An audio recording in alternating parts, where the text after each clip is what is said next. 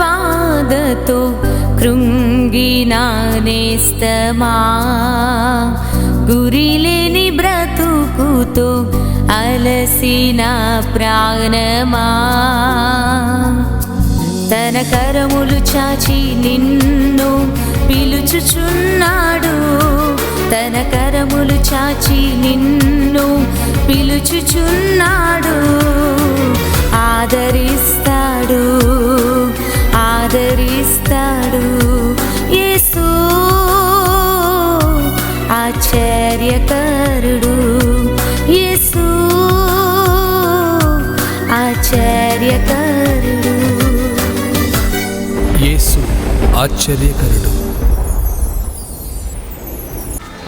Praise the lord. యేసు ఆశ్చర్యకరుడు అనుదిన వాగ్దానం. బాగున్నారా?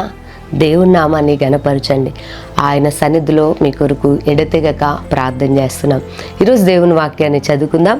కొలస్సీలకు రాసిన పత్రిక 4:18 మీకు కృప మీకు తోడై ఉండునుగాక. హల్లెలూయా. అపోస్తలుడైన పౌలు కొలస్సీ సంఘానికి రాస్తూ అంటున్నాడు, కృప మీకు తోడై ఉండునుగాక. అవును, ఈరోజు దేవుని నమ్మిన మన ఎడల, నీ ఎడల ప్రతిరోజు కూడా దేవుడు కృప చూపాలి. కృప చూపుతోనే, ఆయన కృప వల్లనే మనము సంతోషకరంగా జీవించగలుగుతాం. ఆయన కృప మనల్ని హెచ్చిస్తుంది, ఆయన కృప మనల్ని నడిపిస్తుంది.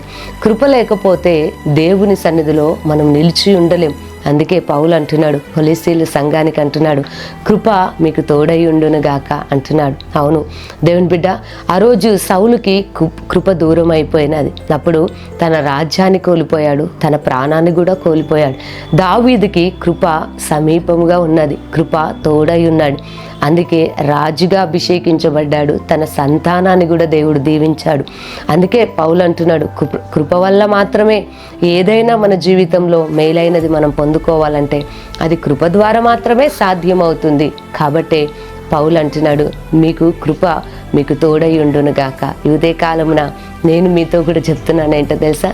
కృప మీకు తోడై ఉండునుగాక. కృప చేత మీరు నడిపించబడుదురుగాక. కృప మీ ఉద్యోగంలో ఉండునుగాక, కృప మీ వ్యాపారంలో ఉండునుగాక, కృప మీ ఇంట్లో కలుగునుగాక, కృప మిమ్మల్ని నడిపించునుగాక, కృప విస్తరించబడునుగాక. కృప చేత మీరు అనుదినము సంతోషంగా ప్రభువుని సేవించే బిడ్డలుగా దేవుడు మిమ్మల్ని నిలుపునుగాక. కృప ద్వారా మీ జీవితాల్లో, మీ కుటుంబాల్లో అనేకమైన కార్యాలు దేవుడు జరిగించబోతున్నాడు.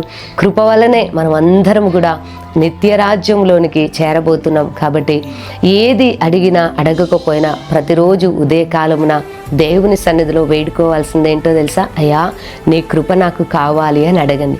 ఆ కృపనే మిమ్మల్ని సర్వసత్యంలోనికి నడిపిస్తుంది. కృప మీకు సహాయపడుతుంది. కాబట్టి ఈరోజు కృప కోరుకుంటూ కృపను గురించి పాడండి, కృపను గురించి మాట్లాడండి, కృపను గురించి దేవుని సన్నిధిలో వేడుకోండి. దేవుడు మీకు సహాయపడబోతున్నాడు.